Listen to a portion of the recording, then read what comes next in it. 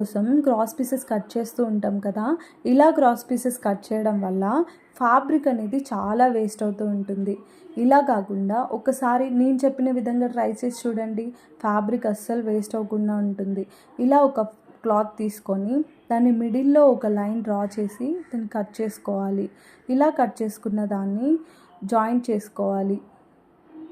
ఒక స్టిచ్ వేసుకున్న తర్వాత దాన్ని ఎక్సెస్ ఏవైతే ఉన్నాయో అవి కట్ చేసుకోవాలి. పెద్దగా ఎక్సెస్ ఏమీ ఉండవండి, చిన్న చిన్న ఎక్సెస్ ఏమన్నా ఉంటే కట్ చేసుకోవాలి.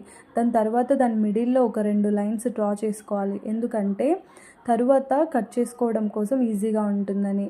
అండ్ నేను చూపించిన విధంగా ఫోల్డ్ చేసుకొని దాన్ని స్టిచ్ వేసుకోవాలి.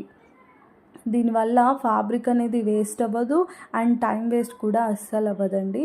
అండ్ దీని తర్వాత దీన్ని రివర్స్ ఫోల్డ్ చేసి దాన్ని కట్ చేసుకోవాలి. మనం ఇందాక ఏదైతే లైన్స్ డ్రా చేసామో